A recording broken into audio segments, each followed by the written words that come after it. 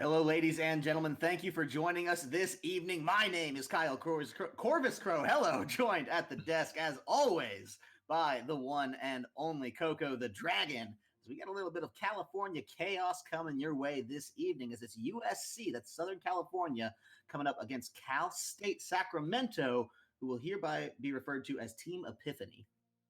Yeah, and both of these teams really just going to be trying to vie for that California pride, and they're sitting at some pretty equal records: 3-1 for Southern California, and then 2-3 for Team Epiphany. So you got a little bit of a catch up to do for SoCal to sort of make it a 5 game record for both of them. So seeing if they can actually clean it and make it a 4-1 would look very nice, and especially going into the preseason, which, as a matter of fact, today is the last day we do not have the Elemental Rift. We are done with it. We're going to be moving to Elemental Rift coming literally tonight at midnight. So getting that last series out, sort of pushing it towards the weekend, is kind of like, I think it's actually a smart play from both of these teams to make sure that they have that comfortability into this series instead of going in with like a brand new terrain set to deal with this matchup.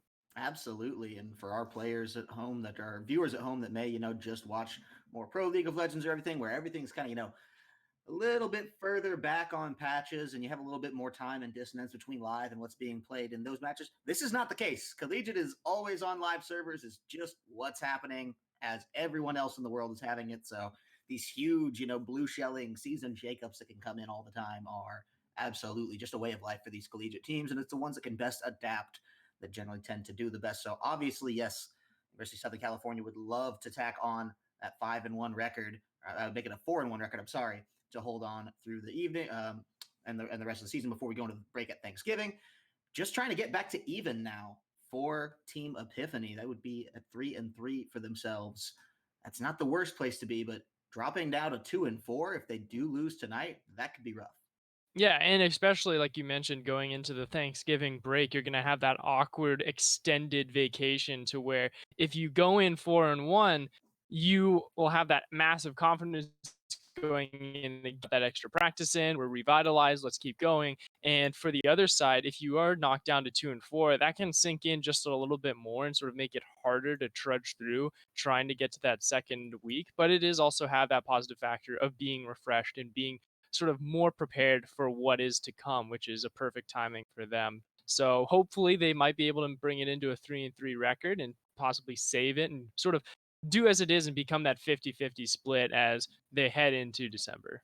It's a tough spot to be, but yeah, getting it in order before that Thanksgiving break so important. Holiday League, especially tougher for some of these collegiate players where, hey, look, my desktop's at my dorm and it's not Oh easy to yeah. move when I got to go back home, right?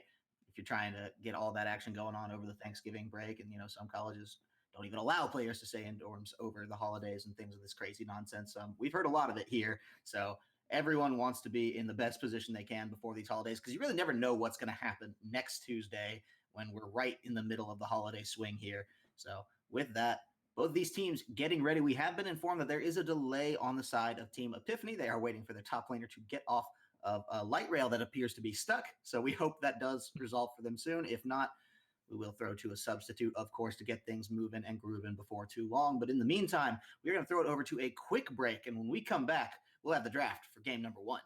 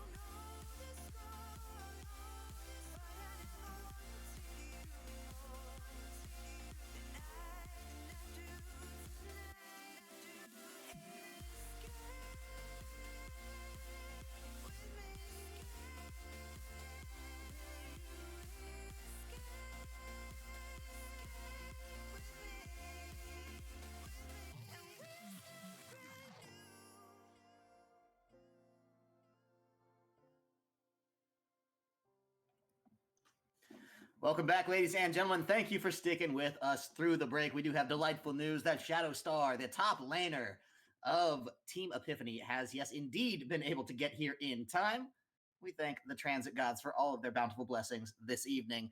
With that said, we're going to be rocking and rolling into draft just as soon as we possibly can between these two teams. Yeah, and looking at a little bit of research while we are on the break, we should be expecting some very highly directed bans towards the jungler of USC 5050 352. Master level player has only played, what was it, only 100 games of ranked this 85. season, 85, he said. 85 Yeah, games, sitting and low. he's sitting in Masters, right? So it's like, okay, this guy definitely is here for business, no fun around, still level 40 summoner, lowest that we have in the lobby, and by a large margin. So definitely not his first rodeo here. So we're going to be seeing how many of those bans are going to be directed towards him and his Lee Sin, wink, wink, and seeing if there is any possibility to sort of create a composition to sort of counteract and deny him any sense of like actually being an influence in the early stages of the game. And this just comes down to how much Team Epiphany has done their homework on this guy, right? Obviously, Yeah. he does seem like the strongest player on USC at a distance. That's, of course, just if you're looking at it from what information you have readily available online, assuming it's likely these teams aren't really scrimming each other very often. I know maybe same state, maybe it does happen a little bit more. At least I know in my own home state of Georgia, that tends to be a thing that the schools try to play each other, just kind of keep an idea of what's going on tabs wise, just regionally in the South there. But California, you can't throw a rock without hitting a university. There's so many Yeah. of them there. So who knows if they'd have time to even scrim any or all of them. College players, busy season, a lot going on. If they're just looking online, this looks like the guy, right? This looks like the place you're going to focus all your bands. However, you always run into the trap. You do that, and then, oh no, here's a solo laners popping off because we didn't get their two or three really key guys either. And it makes it a really tricky problem to unpack here. Looks like we made a visual error in that ban. We'll get it confirmed, but I am hearing it's Kaisa that was banned there for Team Epiphany. Yeah, so they're going to go ahead, take that marksman out of the way. So the only big priority ADC at the moment would be Zaya, now still on the table because they do have still hovering around. They do actually go with the Kindred, which is one of those strong junglers that their boy 352 has on deck. So getting their first comfort pick and also technically a marksman carry for them in the later stages of the game. Wonder if Team Epiphany does have like a direct counter towards that or if they're going to go with something safer. I do expect the Zyra Khan. They are on red side. It's the safest you can play, and it does sort of play into that fact of denying Kindred that possibility to come in and really start having an influence throughout the map. And on top of that, too, you have the collapsibility that you can get with the pressure that Rakan can provide. So if you do have lane priority because of that duo, it's like, okay, cool. Hey, Kindred's in my jungle. You can collapse very easily with with the tools that they have. We'll see there. They do pick the Leona, a Oh, little okay. bit more aggressive defensive there, a little less in and out than the likes of the Rakan there. Just in. If you want it, you got it. I like it for the disengage that they can pull in as well if necessary. It's been a lot of engage heavy jump on you champions banned out actually on the side of USC. That does kind of tell me that they may want to play back a little bit further, especially that Caitlyn pick. They've been, hovering around it. So maybe the likes of a kind of longer range siege comp being built up here by the side of USC. Get that engage away from them, they say. Yeah, and not only does the Caitlyn sort of provide this second carry potential outside of the Kindred, it's one of the best fits, I'd say, if you are running a double marksman style, because she can always constantly be safe with her 90 caliber net. She gives a little bit more breathing space for herself as well. And then Kindred can sort of be in that front line with the rest of the initiation and sort of keep them alive for a long time. Of course, Morgana being one of those great possibilities with the Caitlyn composition in that bottom lane, and it also denies Leona that hard engagement that she wants. So when you do pick that Leona, it's like so I one dimensional that the I have counters to are really interrupt you. easy. I have to interrupt you. Go Unfortunately, for very it. sorry. I am being told that the Leona is a placeholder pick. That's Nautilus. It's not Ah, Leona. it is So Nautilus. so Okay. take It everything we just said, dear ah, viewers, and go ahead and just let it all drain right out of eh, your brain there. it's well, now it's slightly better because Nautilus instead of Leona isn't as one dimensional. It provides some more counter peel into those situations that Kindred is just going to be jumping straight onto you. Speaking of jumping, Lee Sin was picked up for Team Epiphany to go into the hands of Hootie, who I expect is going to be try and be much more lane prevalent than his counterpart of 352. Is going to be possibly more farm focused with those Kindred stacks that she's going to be looking for. Definitely needs to pick those up when and where they can. As Ken and Ari, the last two bans out on the side for Team Epiphany. We had the Darius taken out for USC. Let's see what else they do take out of this one. As looks like the players are going to need to remake the lobby. Not the biggest deal Uh as we oh. are in pro draft is the good news, but it does Yep. make it a little bit trickier here. You're trying to juggle so many things here. Not to mention, of course, all the pressures of collegiate life as the Urgot is taken out on the side of USC. Looks like I don't want to see that one. Wonder if that's targeted a little bit more heavily at Team Epiphany here. Yeah, and you look at like the focus that Team Epiphany has had with their bans, mid laners and top laners, and that's really all that they've actually gone for. To mention, I believe it was that trying to remember what that ban was that they had blanked out. Oh, the band was Kindred. No, I'm sorry, not Kindred. Kaisa. Not Kindred, Hello, Kaisa. Kaisa. Yeah, Yeah. so Kaisa, the one marksman ban that was gone. So it's something that is like, okay, you are really scared of their solo laners to have that carry potential that they'd be given because of 352's jungler, but not as much struggled out, and you get 352 a comfort pick. So I'm a little worried to see how well the execution is going to be for them so far. Heading into the second phase with USC just finishing out their composition, you have the Ornn and you have the Syndra. Oh, So I love it. you would say that the Ornn is that comfort pick that is something where it's like, all right, we can just neutralize top lane. Rise can farm up, it's whatever, but he has that setup potential to have Kindred on 352 come in and get those kills on Rise if he goes top lane. And Syndra can deal with the Rise just as efficiently and can be more aggressive with it. So now we see that Rise will be going to the mid lane because Kled did just get locked in, which still tells the same story. Kindred is going to be come in, but those solo lanes of Ornn and Syndra are going to have the tools to set up to get 352 online. I like the Ornn here. The Kled may be a little bit difficult for him to play in, but with the composition that USC has built for themselves and how much they just want to kind of stay back and siege with this long range, they have the Syndra, they have the Caitlyn, Morgana Yep. will be effective into that as well. Call of the Forge God becomes so instrumental in helping to pick and choose some of those fights when they do want to get in to buy them the time or when they Hmm. need to get out to help that just draw a complete line in the sand between the two teams and just buffer out any problems that could be coming their way. It's a very strong composition for USC. I'm having a bit harder of a time pegging exactly Team Epiphany's fantastic win conditions here. It's mostly pray that Rise pops off and that you'll have enough threats to actually make sure that your Zaya will be staying totally fine. Because that's really how this style of composition is supposed to be played like it is. It's Zaya, Nautilus, it's not Leona, and Right. Lee Sin, Rise, and Kled. So it's something where Kled wants to be very aggressive in that early game, wants to be taking out Ornn a lot to where he can get to that Black Cleaver, Titanic Hydra power spike, and then really just try and find kills across the map and shut down the late game security that is the Kindred on the side of USC and make sure that Rise is still constantly farming it up. So that's their style, where USC is a little bit more, like you said, flexible with the Ornn being that mid-range engagement process. You have pick composition with Syndra and Morgana. You have siege capability with Caitlyn, and you have skirmish capability with Kindred as your jungle. So it's like, wow, we have all these tools and these different styles that we can play and be successful with. The only question is how well will Team Epiphany let us play into that?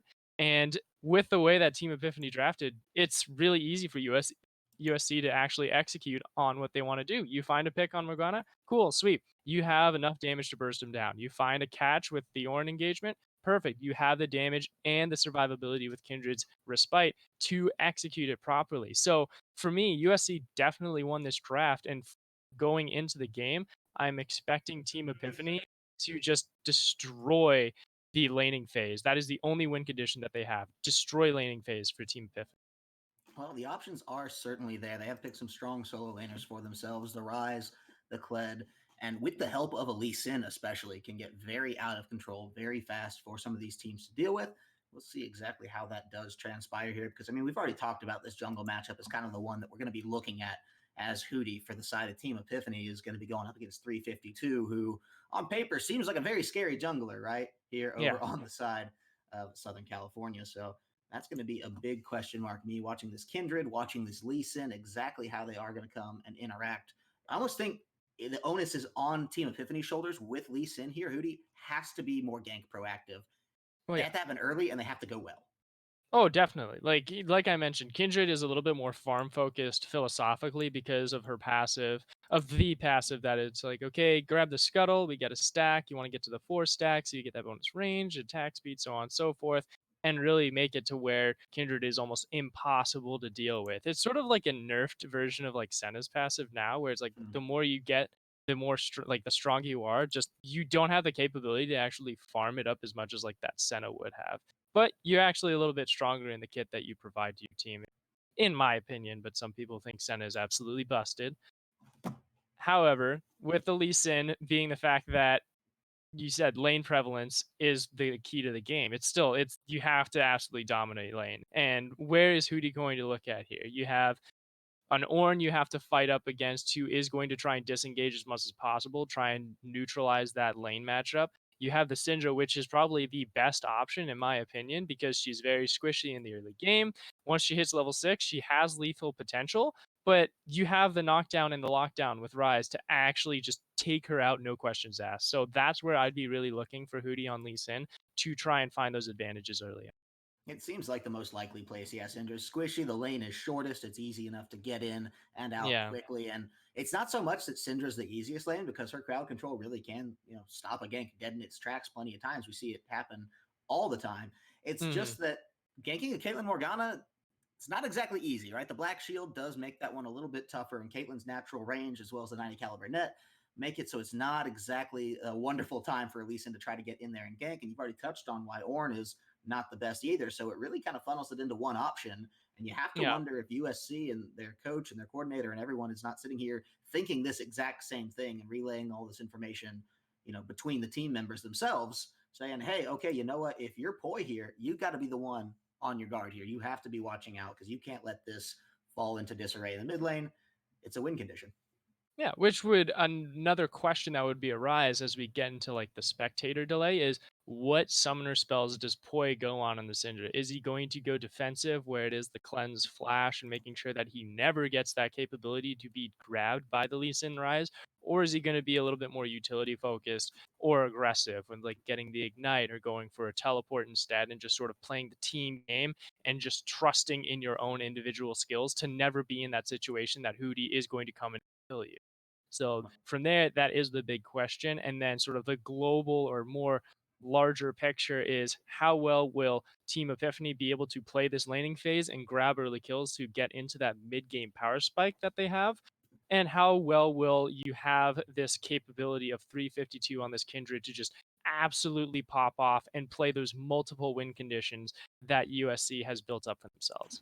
Well, you have questions. I have questions. I'm sure USC and Team Epiphany have some questions for themselves. Of course, we will get them all answered right after the 3-minute delay. But for now, we're going to throw it over to a quick break. Before we do, of course, I want to give a huge shout out to one of our wonderful sponsors, GameStop, and all of their weekly GameStop weeklies that they're running throughout the season. You can find out more about what they're doing to support collegiate esports and esports as a whole at GameStop.com/esports. Nice and easy, but there's so many games that you can participate in if you wanted to get in on any of these weekly tournaments. We've got it all: Smash, League, Hearthstone, Madden, everything you could imagine esports wise. Go ahead and get in on the action. But with that, ladies and gentlemen, we are going to throw it over to break. And when we come back, we'll have game number one.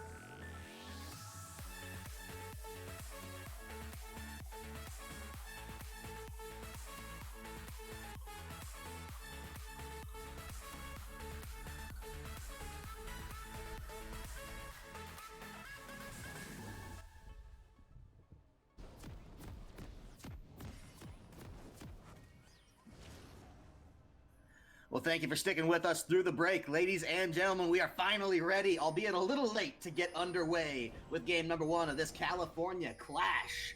We do have USC on the blue side, Team Epiphany on the red side. So we're going to give these players the introduction they deserve. If you're not familiar, for the University of Southern California, in the top lane, we have Bao. In the jungle, it's 352. Poi locking down the mid lane. And in the bot lane, it's Gunning and Camdono on AD and support. And from Team Epiphany, it is going to be Shadowstar in the top lane, Hootie in the jungle, Exum in that mid lane, and Turtle Zero on Marksman with Wuzzy backing him up on support. Fuzzy Wuzzy was a Nautilus, a very angry deep sea diver.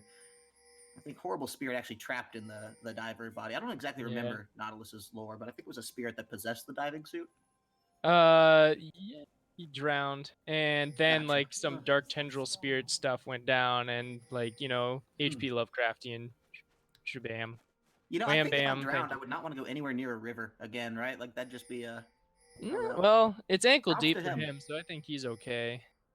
Props But to who him. knows? Holding it down. His whole thing is about dragging people down underwater, sort of the same thing like Pike, but a little bit nicer about it, I guess. He doesn't have like a deathless. He's just very, like, very polite, yeah. Yeah, he's like, Look, mind it's if not I take personal, you? buddy. Yeah. Oh, Nonetheless, man. though, there are some things I want to point out. First thing is, like I mentioned with Poi Syndra and the sort of summoning decisions to go, decided to go with a teleport. So it is that team utility focus, wanting to play for that mid-game, long-game style of saying, hey, if we're going to try and out macro our opponent, we're definitely going to do it now. And luckily for myself, I trust my mechanics against that of XM, which already dealing some nice trades back and forth. And then the other thing to take note is that Bao on Ornn went summon Airy, which I really don't like seeing because it's just you don't have a shield to apply to. It's just straight damage. So hopefully that is a hiccup. I'm definitely going to be asking him in the next game lobby once it gets into that second match. But it's going to be an interesting decision as a root comes down from Condono. Yeah, fighting in the bottom lane. Turtle getting quite low. Has to flash, but the first blood does come down. Beautifully done by Camdono, and Gunning. Support did take the kill, but I don't think they're going to mind in this instance.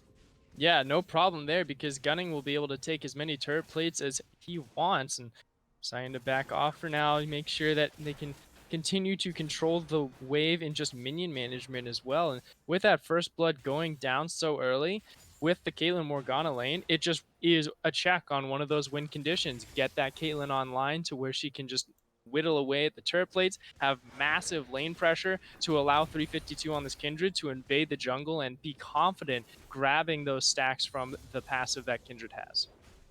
Definitely need to worry about their pickups here now that things have gone a little bit topsy-turvy in the bottom lane for Team Epiphany as well. Now the jungle invade coming through pretty aggressively by 352, but he has a support from Poi there, not able to cut him off, and you gotta wonder where Exum is. Hootie's so low here, he will go down. Do they get in for more? This is so many members of USC. The double kill is found out, and the root hits Turtle. I don't think he's getting out of this one as Camdono cleans up another one. Absolutely disgusting there. Once we saw 352 in lane, you can literally hear the communication that they were telling each other is, look, we have lane priority bot lane, we've got mid lane priority. 352 says, okay, let's go. I see Lee Sin, and everyone says, okay, and they jump on that fight. Perfectly done, making this a 4-0 lead and already a 2,000 gold lead for USC over Team Epiphany at 4 minutes. I absolutely love it. This is just destructive, and now Shadowstar getting beat up pretty heavily in the top lane. Wants to find a way to turn this around on Bao, but seems like it's just more aggressive posturing here, and he's actually the only member of this team so far that looks like he's not in a little bit of a hole here. I suppose actually XM was not involved in that last fight, did not go down, so he's still holding out okay, but the deficits created in bot and jungle now turn the attention so decidedly towards the solo laners of Team Epiphany here that they have to figure something out. And I think that's the luck of the draw here for Team Epiphany is that those two solo laners are still technically on equal terms. Hootie, though, almost dying there again. 352 putting on the pressure. He's so aggressive, and he's really not worried about Shadowstar. Maybe he should be, because look at that. The shutdown just given over freely. That's a little overzealous, I'd say, of 352 getting a little bit too confident and then just sort of paying the price because Bao was in no position to actually try and assist in that fight, had not enough mana, and even if he did go down, he would not have enough damage to actually make that trade beneficial. Might have given over a second death there. So cutting the losses as they could, but the shutdown gold does go over to Shadowstar, making this solo lane online. This is where the question comes to me of how much of that punishment can Shadowstar on this Kled actually start to give out across the map? Because you had the lane priority, push in the wave, you know you're not going to have like that dive capability on the Ornn. It's really difficult to do that, even though you have that Kled passive with Skarl. I'd say focus on that mid lane, double down on it. We mentioned Exum in this mid lane with the Rise against Poi. Poi being so immobile, if you are able to add a third member into that once you hit the level 6 with the charge to just make that turret dive capability even more exuberant, then go for it. Get those kills and really start to break this game open. You got to feel the pressure building on Shadowstar's shoulders here, because at this point, his lead is not just playing for his lane. He's got to play it for the entire team here. And that's not something that a lot of top laners like to do at 6 minutes in the game, right? You're the top laner. You want to just come in at 15, 20 minutes, you know, and just say, hey, how's the game doing, guys? I'm here now. Oh, no. Oh, this is bad news. Yeah, gonna go down. Turtle's surely gonna die. Gunning does get the kill this time, picking up his first in this bottom lane, as it was Camdono all over the previous two. Yeah, and with that second death given away, actually the fourth one here, if you want to really look over it as a whole, from Camdono's bindings, it's something where you were mentioning, like, oh, top laners, they like to sort of sit on that island, and then once it hits 15 minutes, go. But you can't do that. I hear the charge coming through. They have to get in and quickly. The Sonic Wave does land on Gunning, trying to get in. Hootie trying to get what he can from this one. Call of the Forge God is down. Shadowstar gonna get knocked up and finds all three. And Shadowstar in so much trouble. He came to the wrong neighborhood as Poi picks up one. Surely another to come here as Woozy. No way he's getting out of this one. I like the mentality that Shadowstar did have. He said, you know what, I agree. I have to make a play somewhere in the mid lane, make a dive, make some kind of advantage back into my team. But his team wasn't on the same mindset. They were just playing way too passively. They did not have Turtle Zero there. He had just respawned, and it was just USC having the resources available, being able to collapse down at the proper time. So, right call, but just bad coincidence there, but great collapse there from USC. Just absolutely staying on the ball, only giving over that one death and keeping this gold lead now at 3,000 with an Infernal Drake as well. I think the Infernal Drake really the cherry on top here, because they're already doing so well in just these bloody skirmishes that are coming apart for the side of Southern California here. So Infernal Drake just going to tap it on so nicely here and give them a little bit more pep in their step as they are taken to the streets to fight the likes of Shadowstar in this top lane for Bao. He's wanting to keep the pressure on and alive, as he does have a kill at about a 20 CS deficit to make up for himself. 352 though, still on the counter jungling pressure. He wants to get in for this as much as he can. He's over the wall. Hootie Hello. should be able to hop out of this one, but dangerous with the ward. And no, 50-50, 352 takes him right on out of that one and grabs the 30 gold on the ward as a nice little present on the way out. That damage is absolutely insane on that Kindred. You get that smite as well with the Skirmisher Saber, just tear through the zero defenses of Hootie that the Lee Sin has at this time. And oh, hello, Shadowstar might have found him a Kindred, but I don't think he's going to be able to get this. You still have the Respite. What good positioning around the cone, but yeah, it doesn't take into account the fact that Poi is right there. And they hand another one over to 352. Yeah, that shows you the confidence that 352 has on that Kindred. He knew exactly his strengths, and with Poi and Bao also collapsing instantly, but oh my gosh, Camdono, you're not letting me any time to analyze what's going on in the top lane. You're like, hey, look at me. I got another binding. I'm 3 for 3. This is one of those play-by-play kind of games here, Coco, unfortunately. Yeah, it is. Just to all the action as Gunning takes yet another one. 11-1 now, the score. Only 9 minutes, only barely 9 minutes on the clock here, as we're getting more than a kill a minute thus far and on pace for a just destructive game of League of Legends. Yeah, and it's 5,000 gold lead now. That's ridiculous. This is just the power that USC has over Team Epiphany, and it's really just this bot lane, I'd say. It's like bot lane and 352, because Camdono has landed every single binding, got that first blood, has made this bottom lane of Turtle Zero and Wuzzy 0 and 7, and this is the problem that I have with like these tank laners. When you pick that first, Xayah Rakan, you don't have this punishment of being like, oh well, if I get hit by a binding, I'm stuck there. I'm stuck and I have no way to get out, where Rakan has that capability to just sort of dip and dive and sort of play the mind games with Morgana. But with this one, it's just, I don't see even if that Rakan would have been able to fix this. He's just been landing them one after the other. And even though you have that 1 kill advantage on this top side with Shadowstar, USC is playing just such a perfect game at this moment. I'm expecting an inhibitor to be falling within the next 5 minutes. Certainly not out of the realm of possibility as strong as they're playing at this point. I mean, such a destructive force coming through has been keeping the likes of Team Epiphany on the back foot throughout pretty much the entirety of this game here. And so this is arguably the slowest 90 seconds of gameplay we've had since the first minute or, minions spawning in and so forth. They're trying to catch their breath, but you got to think, what can they do here to really staunch this bleeding? Because things are not going well in the camp of Epiphany, and this bottom lane only seems to be going from bad to worse.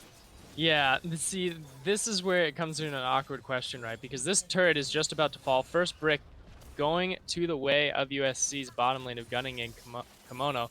So this is a perfect time, actually, for USC to do a lane swap and revert to the top side. But hold on, 352 is actually up there. Oh, no. Goodbye, 352. That is unfortunate. It seems now that we are seeing that there is a little bit of a hiccup with my play-by-play. Do not see that he's there. Hello, welcome back.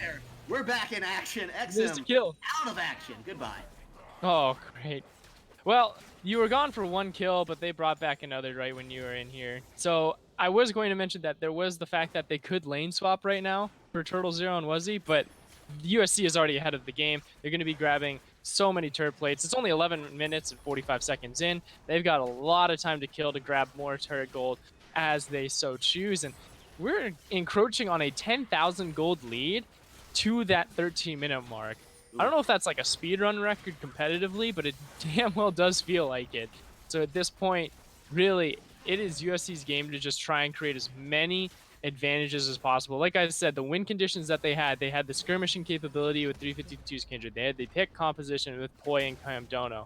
And they have the siege with gunning on that Caitlyn. And they have the team fight engagement capability with Orange. So they have so many ways to win this game, where the one win condition that I thought Team Epiphany had was to win laning phase. It has already passed. It's the second Infernal being grabbed here from USC.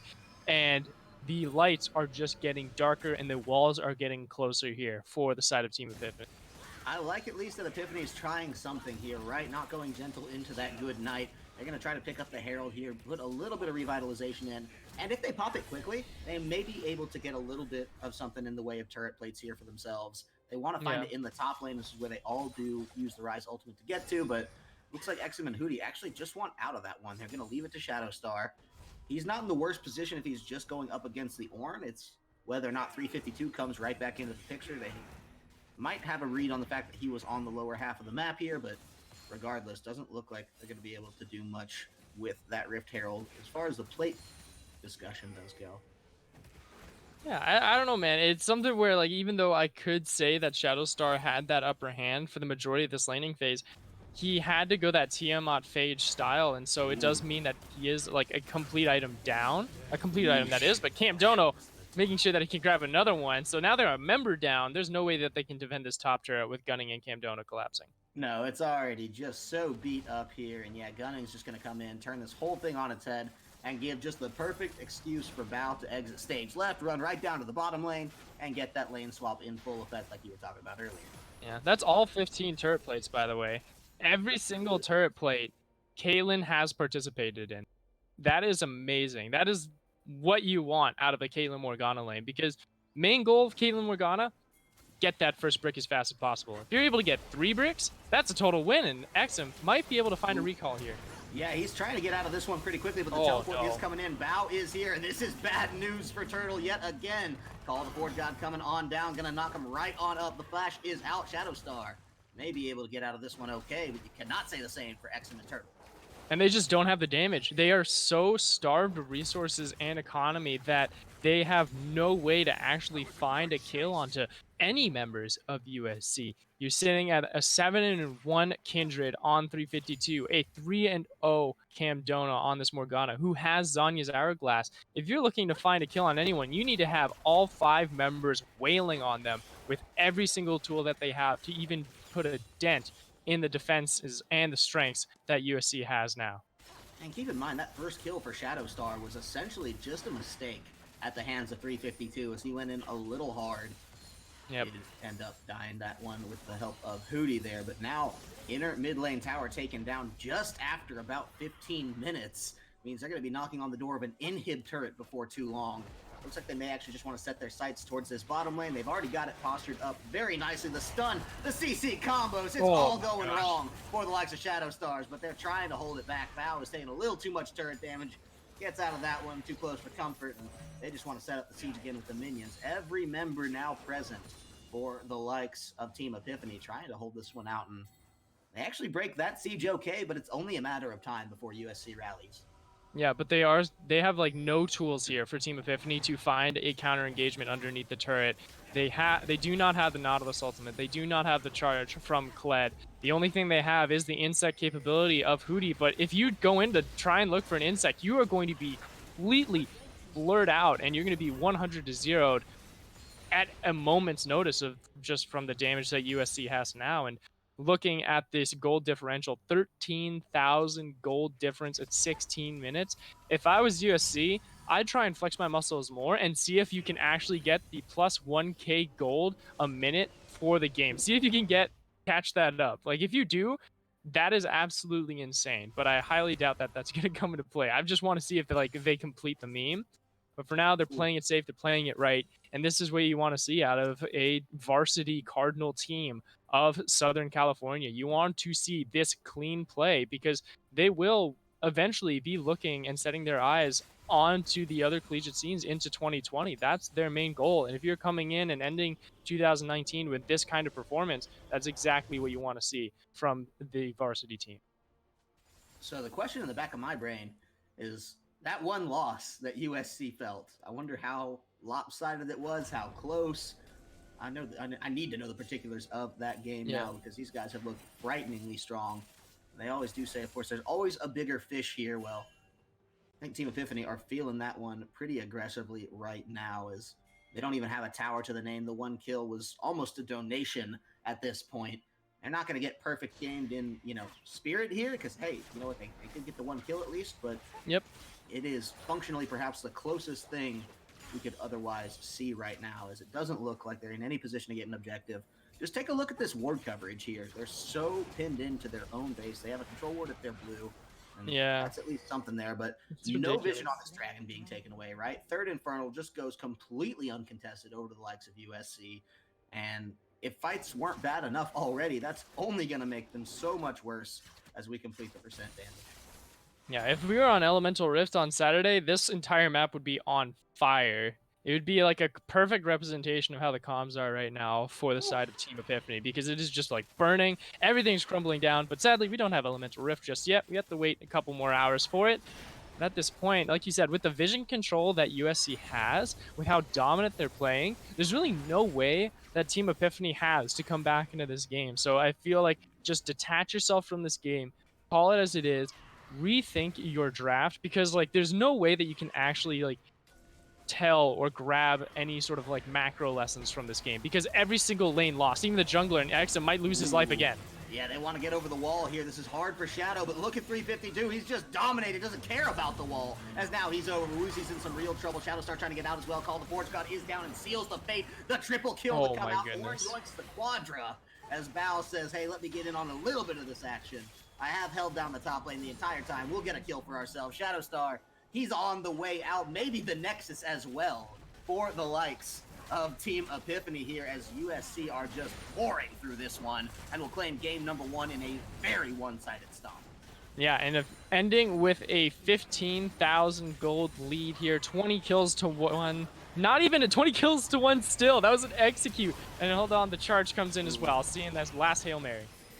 Yeah, they definitely want to do at least everything they can to hold this one out. It might have just been stat padding for the likes of USC, and they give up another at the very end. Cam Dono is taken out on that one for another point, but all the same, just Wow. obliteration coming through. That's easily the most one-sided game we've seen all season. Absolutely. 20 kills to 2, 19 ah, jeez, it was just 19,000 gold lead almost, like, it is insane. It ended it in 19 minutes and 38 seconds. That was the final clock time there as well. So you're sitting here just sort of flabbergasted for Team Epiphany, like, wow, that game just happened. How do Hmm. we come back from that? And it's really just detached from that game. That game did not happen. This is a best of one now. Rethink your draft. Think of how you can come back and sort of strengthen the win conditions. And that's really what CSU had in their pocket, is that they had multiple win conditions to the singular one of Team Epiphany. So that's really what I'd be looking for, is draft a little bit stronger this time around. Try and ban out USC this time of 352, especially because, like, his Kindred is way too hot to handle, and I don't expect Morgana to be going through the draft again as well. Just how well they were able to just dominate the lane, dominate the jungle in that early stage, and make it to where there was no chance for Team Epiphany to find a grasp on the game after 10 minutes. So even though it is a titanous battle, it is a massive mountain to climb here for the side of Team Epiphany. Just try and create this second game to be as strong as you can possibly be.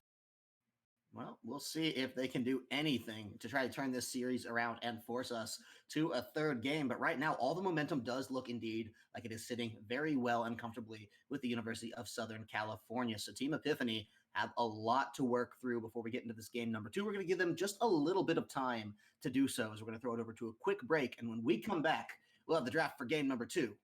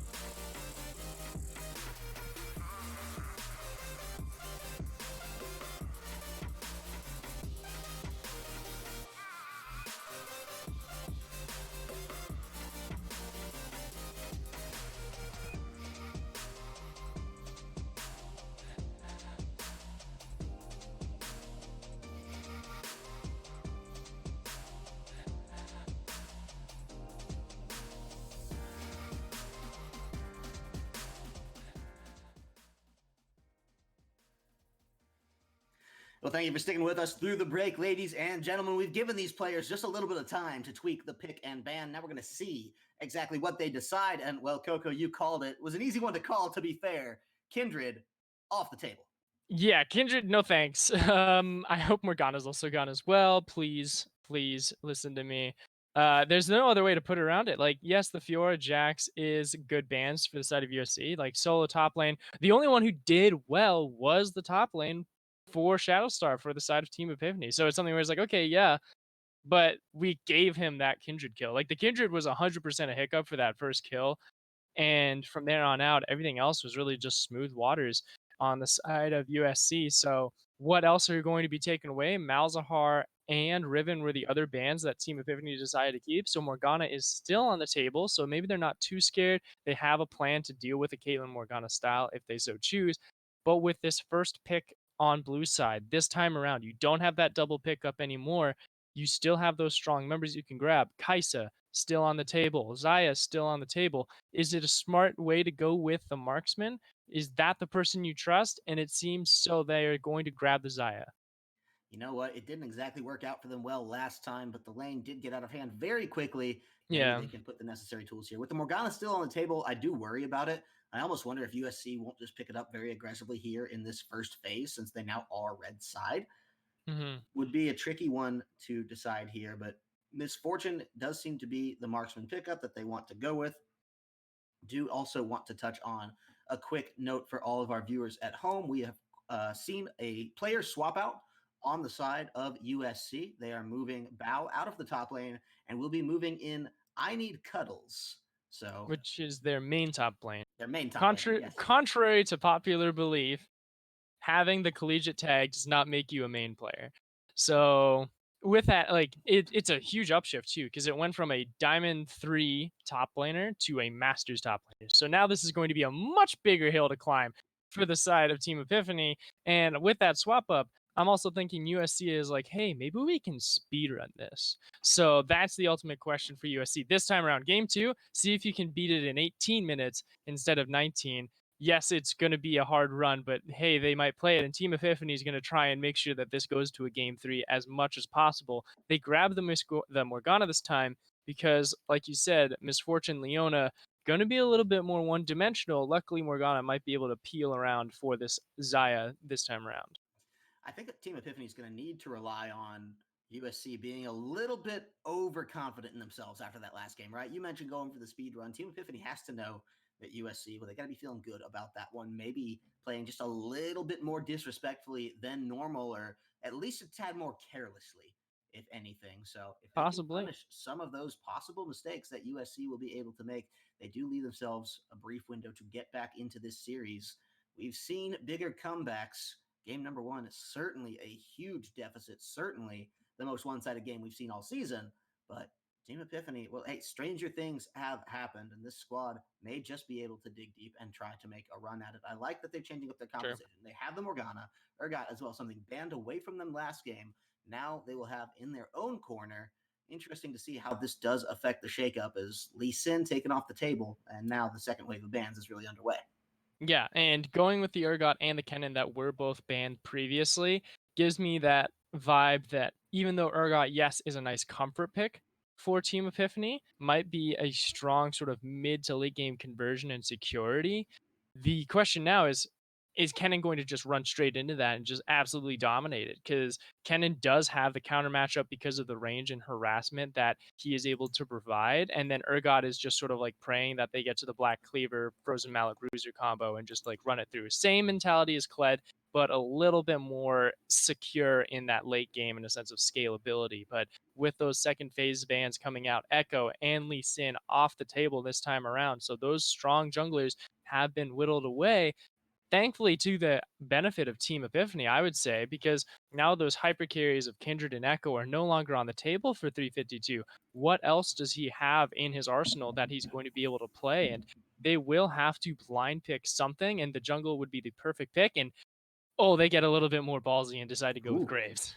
I like it. I Okay. like it. You know, after the game that 352 had, I'm pretty sure he's allowed to do whatever he wants this Very game. true. He's got carte blanche, right? They can just let him run. You pick Graves. Yeah, okay. Have a good time, pal. We're going to see exactly now what they're going to be able to counter with on the side of TE. They might just decide to Okay. lock in this Gragas, go a little bit more conservatively there, and try to just play for the team fight, not worry about getting picked off by Graves. And I do actually like the Yasuo pickup in mid, even though, hey, this is a blind pick. This does, you're going to have to blind pick it anyway. You Yep. have at least some options to counter from. Look, that wind wall can really save your bacon from a lot of these champions. So we'll see what USC does decide to pick up here for their final pick before we get ready to get into game number 2. Once I saw that Gragas lock in, I was like, there's no doubt about it. You're going to be trying that Gragas Yasuo style matchup and hard focusing mid lane, making sure Yasuo gets online, pop it off, level 6, whack.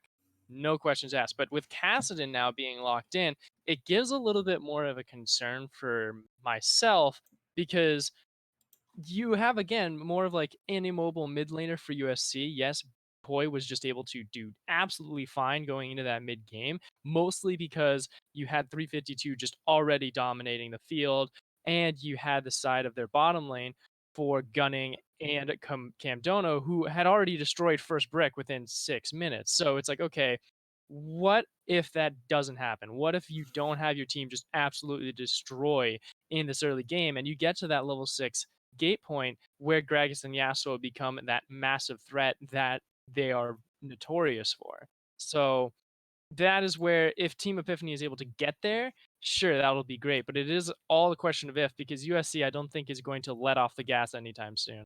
They certainly have all the control in the driver's seat right now, and they've picked some aggressive champions here Oh to yeah. try to lock down the rest of this game. So you talked about going for the speed run. That definitely seems to be at least in line with what we've seen coming out of their draft thus far. They definitely want to get aggressive into the face of their opponents. They have Graves, they have Kennen, they have Cassidy. These are champions that jump on you. And compare that to, last game's draft when you had Morgana, you had Caitlyn, you had Syndra, you had champions that said, hey, you know what? Let's keep a little bit of distance in between us and only fight you when your health bar is half. Well, no, this is the team that's going to get your health bar to half and then some. Yeah. Whew, it's rough here for the likes of Team Epiphany. They have drafted a composition I like a little bit more, I think, than their last one, especially here in the bottom lane. I'm hopeful that with the Morgana on their side now, they can do a little bit to stall out that kind of rapid acceleration that we did see. But Misfortune Leona, if you make a misstep, you will be punished severely. And that's what I like there from Team Epiphany. You said that this is a much more agreeable composition from them. Definitely on that same standpoint, because look at the sort of change up of the win conditions and how many like variabilities they actually have, how many choices they have. Shadowstar and Urgot, you have the capability to actually have some success in that top side. You can grab some advantage by yourself, and you also have that late game security going in with just the shotgun knees that he's able to provide and just absolutely tear up and make a fight even more chaotic than it was. You have the Gragas Yasuo being a win condition in itself, and you have the Zaya security as well, not to mention the pick capability that the Morgana will be able to provide. So you have team fighting and you have pick style. You don't have the siege that CSU had, but CSU this time around doesn't really have that either. They are almost 100% invested in skirmishing, fighting, and breaking you down one by one and making sure that it is always a numbers advantage for them. They want to burst you down and kill you before you even have the chance to rebuttal. Well, we'll see if that rebuttal can come on through. But for now, we are ticking down into the fabulous 3-minute delay, which means we're going to go throw it to a quick break. But when we come back, we'll have all the action and more coming in game number 2.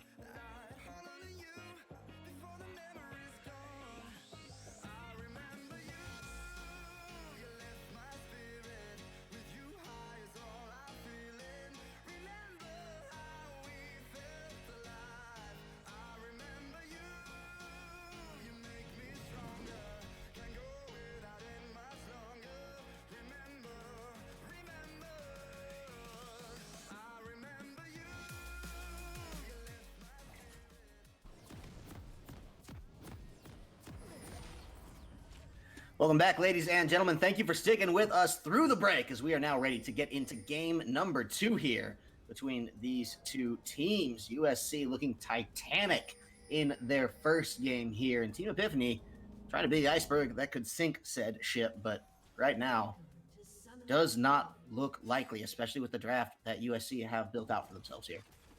Yeah, I don't know about that one, Chief. In lore terms, Titanic loses, but for this one, this iceberg ain't looking more than just a piece of ice cubes in my drinks right now, because it is a very mountainous task that they have to do. I ain't gonna say that they're not. It's just a very high chance that they are fighting up against with just how dominant USC was in that first game. It is very hard to sort of break your mental out of that, and that's like the biggest worry. Luckily for them, like I do give them the benefit of the doubt because of the fact that their draft was so much better this time around. They gave themselves more win conditions to apply themselves to be more proactive. And not to mention, CSU got a little bit overzealous and greedy in the draft as well, picking some more unconventional picks. Exum's going to be late to lane. Yeah. What? He hasn't bought yet. He's sitting at Fountain. No pause. There's okay. That makes a little bit more sense. Still late to lane. You're saying they're being proactive, and I'm sitting here looking at them in the fountain like, well, they should be proactive. They're giving them the chance to do it, but it's like, okay, yeah. And it's an Ignite Yasuo too, so he's not going to be able to just port to lane, but that'd even be a summoner down as well. So awkward for that one. Yeah, and it gives us a little bit more time to think about how this laning fit, how these junglers are going to interact first stages. You know what, Poi is going to feel pretty good about this one here, so we'll have a nice little bit of a head start, but yeah, not the biggest deal in the world. Looks like the reconnections are coming on through, so should be there we go. Pretty quickly. Yeah, junglers both look to be starting on that strong side. We did see Hootie roll on back, so he'll actually be a little late on this one as well. This is not ideal at all for the side of Team Epiphany. No, so that is one thing that, for me, gives me a really large concern because of the fact that 352 playing the Graves is not going to be as strong in those duels against Gragas Yasuo. In those matchups, especially pre-6, you have that upper hand no matter where you go. Yes, damage is nice for Graves, but Gragas is just so much beefier and still has that burst capability with the Predators online. So you're looking into just this late jungle start means that advantage might almost be just absolutely nulled out because of that just slow delay that you have. So from here on out, looking at the laning phases, Exum already taking some damage, throwing some trades back to him and Poi, and this bottom side of Misfortune and Leona having the upper hand against Zaya and Morgana for Turtle and Wuzzy means that you have this breathing space for 352 to continue to do what he wants and have that farming capability to just have the dominance to take the scuttle. We'll see. Now, big part of last game was Turtle and Wuzzy wanted to hide under their tower, but being that they were fighting a Caitlyn, really didn't have a tower to hide under for very long this time around. Yeah. We'll see how well they do with this kind of prolonged, hey, farm under tower, just hang on the back foot barely, and kind of tiptoe in where you can on the side of Gunning and Camdono over for USC. Epiphany getting invaded on now by this Graves. This is a pretty big one if 352 can pull this one off for himself here, and it looks like there's no contestation from Hootie, and Exum or Shadow not going to realize. That's the consequence of that late start. Because you have that slower clear, you are prone to that punishment.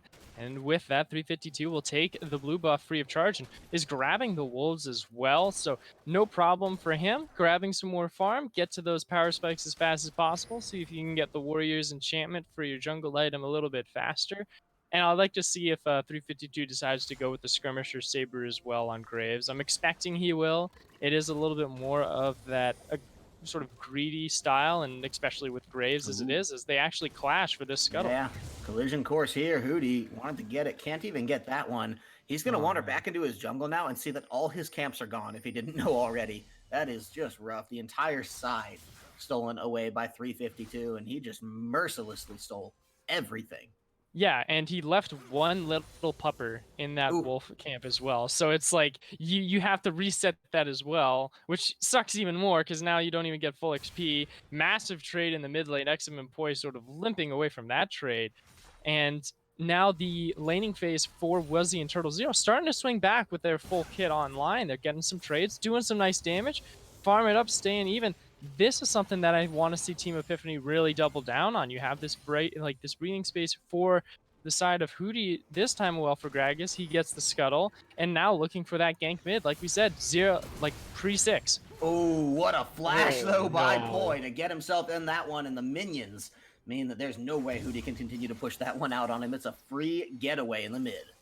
Oh my goodness. I was really hoping they were able to pull that off, but Boy just played them a little bit faster, had the upper hand with the Flash Ignite, and with the Electrocute securing that kill. And now with the upper hand pre-6 going in for this mid lane, the one place they really had a high chance of really trying to pop off has sort of slimmed down a little bit more, and it's created a bigger problem for them to answer. And with I Need Cuddles in the top lane, on the cannon, just continuing to oppress this Urgot in the Oh, top side. He does get away, which means that he can teleport back to catch that farm to see if he will be able to just sort of stay with tempo against this just absolutely oppressive cannon in the top side. every lane is just about 10 CS down, little more, depending on the position of the wave here. And that is not the start that you wanted to see coming out for the likes of Team Epiphany here. They're trying to get it back over USC, but it's still just looking so strong for the likes of Southern California. They're able to push in very heavily, control these minions quite well, I would say, and really just make life decidedly difficult Yeah. for the members of Team Epiphany here, who now take a look at Hootie and what really options do you have? Okay, you're going to clear your chickens here, but Exum's Oh. already in a little bit of trouble in mid lane. May need your help before too long. Yeah, and look at this again also on the minimap. 352 invading the top side jungle again, going to be taking that Gromp away from the side of Hootie. And you're sitting at this situation now where it is still a lot better than what was happening 6 minutes and 30 seconds into game one. You aren't 4 kills down. You aren't struggling in the bottom side. Turret plates have not been taken yet from any members of USC, but it is a more invisible presence that Oh, 352 has. Nice wind wall, though that damage just being negated slightly keeps him in lane a little bit more confident this time around. But now the roam from Camdona on this bottom side means Vision is going to be going back into the favor of USC as Axum takes another big hit. yeah, he is really taking it to the chin here in this mid lane, and this is more controlled play, a little, I think, less aggressive perhaps on the side of USC, but they absolutely know that they have Team Epiphany against the ropes in just about every facet thus far. They have the one kill Mm-hmm. over onto the mid laner. That's just the sheer solo. No assists went down for that, at least I don't believe so. And now it's just, hey, clean up the lanes, continue to push your advantages here. Even if you're getting shoved in, doesn't matter down here. They want the fight. Turtle, that's going to be the one they go after. That is the top lane where it's coming down. Cuddles is flashing in for that too. We got cross map action, but he's going to get executed. Shadowstar picking that one up as the bot lane cools off. What a close fight in that top lane, being able to get that grab with the Fear Beyond Death from Shadowstar, and it was just a quick luck of the draw. The flash was just a little bit more advantageous because of the reaction that he had getting into that safe zone, but now it's just a matter of time. Poi will grab that kill with the assistance of 352's ultimate, which now just brings the scoreboard to 2-1. On the bottom side as well, we have to mention that that defensive Black Shield helped keep Turtle Zero alive a little bit longer and kept him to continue farming, but that farming differential is starting to widen here for Gunning, as we see here. Oh, another flash miss! Yeah, it didn't connect the right way they want to, and now they're right into the middle of that ultimate by Gunning. He still goes down, but they turn one back around as Camdono finding kills on this support. Nothing new to this series. Exum. Does he get out? The flash is there, but so is Exum. The stun from the ultimate does not matter as Exum finds the kill for himself. Brings us 3-3, the closest this game has been. And if I was 352 right now, I would be sort of jogging to the bottom lane, but he's actually calm that who to go on this Ocean Drake, which at this moment they're not really motioning towards. They set a ping down, but with Turtle Zero deciding to recall, it means that that dragon is in no contested whatsoever, which I shake my head out because this is the perfect time to do it. You have bottom lane priority. Yes, Misfortune can run back to lane fairly quickly, but you have the vision control for it. You have it prepared, and it gets Exum out of that lane, and taking the Ocean Drake means that sustainability means he can deal with these trades that Poi is able to just absolutely throw down on him. And same with Shadowstar. Shadowstar can stay alive just a little bit healthier and sort of have that capability to fight against I Need Cuddles Kennen. So unfortunately for them, the Ocean Drake is not grabbed, and it gives USC the gap to just try and find more plays and take more away from the hands of Team Epiphany. USC really trying to choke him out here. And look at this Cam Dono. Oh no, he's getting right in onto Hootie. That's a double kill. Just eviscerated after getting to about half health there. Clean pickup. And that's the proactivity coming into play. I wanted Team Epiphany to be more proactive, be confident with your plays. You're going up against a giant of a team in USC varsity, and that's exactly what you need to do. You need to play just as confident as them. If you give too much respect over to the side of your opponent, they're going to get away with things. But luckily, Shadowstar is in that mindset. He says, you in and fight you on my level. Picked up. Fear Beyond Death finds it. That's a huge escape for Turtle as well out of both ultimates from Camdono and Gunning. So nicely done to put a point back on the board and mitigate any bot lane crises coming out now by the side of Team Epiphany. Oh, absolutely wonderful. Like, well done, but it does cost them the first brick. He does have the recall, and with the death as well, I Need Cuddles is going to grab that first brick. No problems at all. The impression that he has. Look at the farming differential as well. 69 to 105 CS. That gold translation is almost 2,000 with the turret plates as well. So absolutely dominant here for this Kennen in the top side. Perfect for what they want to do converting into the mid game, already having the proto belt and no completed item for the side of Shadowstar, even with the 2 kills that he's been able to grab for himself. So even though the scoreboard does look a little bit better kill-wise, that gold gap of 5,000 is still making this matchup bleak for the second game. And I think it's important to note that the kill divide there is all onto one champion pretty much. It's just Poi, right? This guy is insanely far ahead thus far. He's 40 CS up, a little more, and just slaughtering in the kill discussion thus far. I don't think it's going to go much better, but this is a nice catch-up in the Dragon Pit, actually. They want to get more onto this one as 352 finds another death. Starting this one out 0 and 2. Now towards the mid lane, Exum could be in some real trouble. Boy, he knows he has the patience. He knows he has the play. Doesn't need to follow up. Yeah, and now on equal playing fields now as well, I'd like to see this confidence once again being reclaimed here from Hootie, who had such a horrendous game 1, who really struggled against 352's Kindred, and being on a more equal playing field and with a very strong jungler in Gragas, making those plays, being proactive in the way that he needs to be. So I'm looking towards him and Shadowstar to really carry this game and put it on their back heading into this mid game, where you have a roaming Kennen trying to find and make those plays, and you have a massive Kassadin on Poi, who, as a matter of fact, hold on, Turtle Zero in a little bit of trouble. Caught up, pretty dangerous, but this is the right play. Coming out with that Black Shield from Morgana. Just says, nope, we don't want to fight it.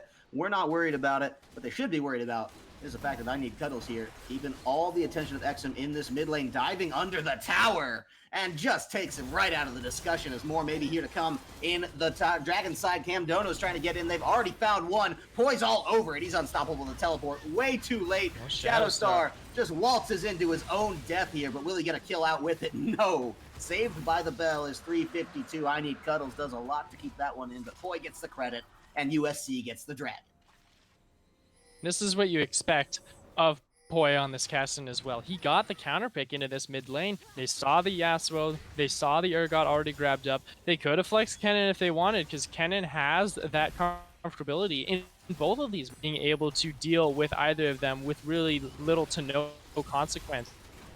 The Kassadin sitting on a 6-0 record, saying, you know what? Oh, hold on. Actually, Poi might get killed here. Yeah, look at that coming in from Hootie, but no follow-up available from Exum. He almost got into it, but could not. There it is, diving towards the back lane. He sealed his own fate for sure and gives the double kill over, but he was able to at least put a point right back onto Poi, and, well, it's a moral victory if nothing else. Yeah, and I think the moral victory is really what you need here for Team Epiphany. Yeah, you got that 1,000 gold shutdown on Poi at the cost of 2 members, but like it's just sort of pride, it's morale getting back into your team, saying, look, we were able to get him down with 2 members and there was 3 for them. Can we find more? As a matter of fact, they might find 352.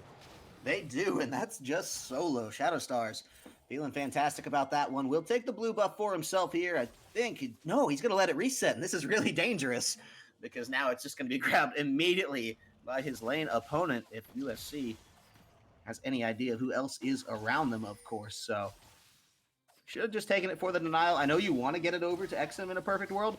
XM's got other things to do. Mid lane's in trouble, right? I think he was more scared of the fact that Camdono might have been roaming around as well. He didn't have vision on Camdono or gunning. So it was like if 3 members collapsed on him and he just was at that blue buff, he would have died because he does tier 1 turret to go to. Speaking of which, I need Cuddles making sure that he is always constantly felt. Turtle 0! Ooh, not good. And now here's Azonia's in the top lane as well. Or just a stopwatch, I'm afraid, be able to, get this? to hold out for Cuddles. XM wants to get in. He'll have the blast cone to cut him off. And I think that should seal the deal pretty effectively here as XM does come in. This is the kill coming out. No, surely not. He was that close, but the stun and the mastery flash. No, I need Cuddles. He could not get away with that, but somehow he does. Oh, just the luck of having that minion wave just a little bit too far so he could try and get back onto him, but Poi now taking that turret bottom side. It just sucks, man. Like, he was so close to dying, but it's the fact that you use the flash to get the shutdown on Poi just a few minutes ago, and you don't have it there to get that next kill, just to get yourself back online in this Yasuo Gragas game. It's just a feels bad, but just don't let it get to you. Say, hey, we can still get back into this game. We have the capability. We have Shadow Star, who's doing very well for himself, even though he has that 30 CS differential. You still have Turtle Zero, who is 1-1, and also has a 30 CS differential. Your farm isn't as great, but as long as you're just feeling that you have a grasp in this game is all you really need to do. So what do you need to do to get back into this game for Team Epiphany? Continuously find those picks. You know that Poi's going to be roaming on his own because he's confident being the 7-1 Cassidy. Ward up your jungle, collapse on them first, and make sure that you're not being caught out in an awkward position, which Shadow Star might be doing right. Ooh, yeah, no. Doesn't look like any real danger is going to come to the likes of that one. Now, USC, they've got a pretty decent split push set up for themselves going on here with I Need Cuddles in that bottom lane. They just have to walk XM all the way down there. This is a lot of time wasted, but we'll be trying to maybe build a siege in the mid lane for themselves here if they can make that one work out. Maybe just chip away at the tower a little bit, but no, Poi is here. That means this one should just be going to the split push game. Slow and steady. XM has to be careful because I don't know if he can get away from this one. Wind wall, not going to save you this time as I Need Cuddles picks up a solo. Just a quick little grab, still knowing that XM is very much starving in a sense of resources. Probably the weakest member, but hold on. Oh, yeah, Woozy in so much trouble. Stunned up. 352 finds himself yet another one here.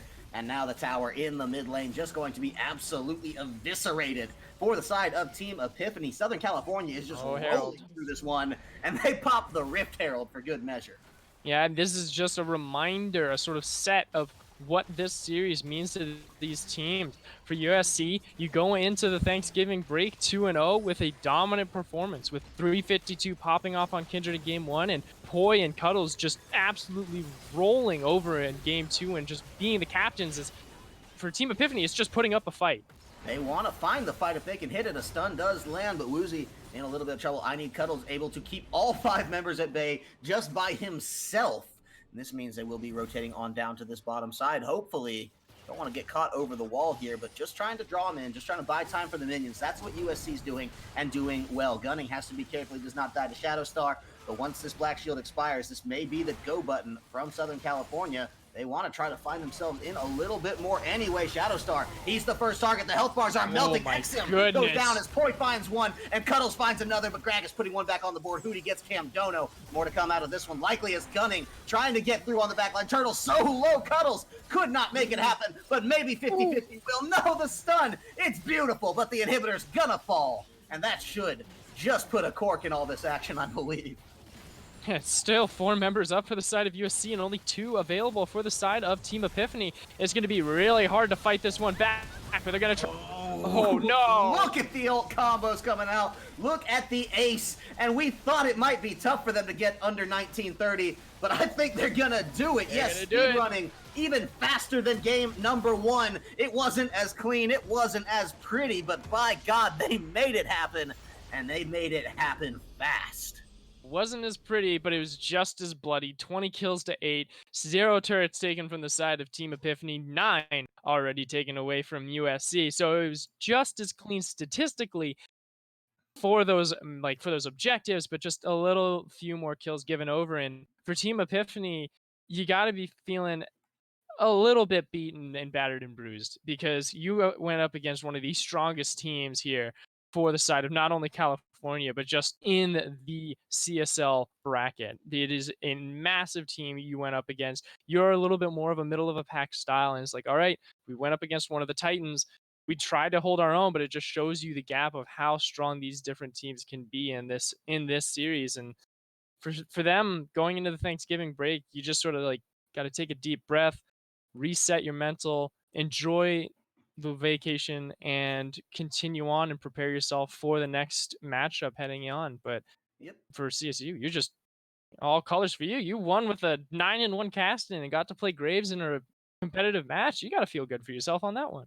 Absolutely. So, to remind all of our viewers at home, of course, one more week will be played. The Tuesday before Thanksgiving, we should have a match at our regularly scheduled time. But then, yeah, we're going to be taking a little bit of a break and resuming, I think, sometime late December or perhaps maybe in the following year. Of course, we'll have more details on that to come. But either way, this does wrap up week number 5 for us just about. We'll have a winner's interview coming up in a little bit, but we do need to break before that, get everything all set up. And when we do come back, we'll be hearing from the coach of USC on a little bit more information about how they were so able to decidedly handle Team Epiphany.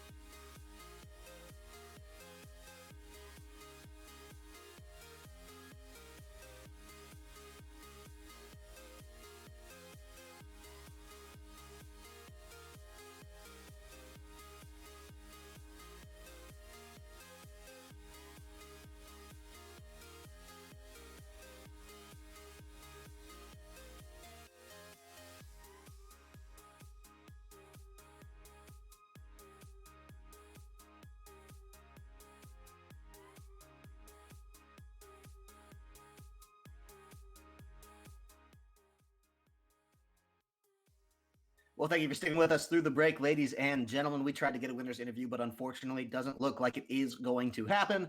No problem this time around. We'll try to get one for you next time. But with that, we do want to, of course, give some closing remarks, as we did obviously very much enjoy this game. USC looking very dominant. We kind of capped everything off we might need to with this particular series, but did want to give you a little bit more information that we will be coming back with more League of Legends, same time, same place, 9 Eastern, 6 p.m. Pacific, every Tuesday through Thanksgiving, which is just next Tuesday, actually. So one more series of games before the wonderful break to come then.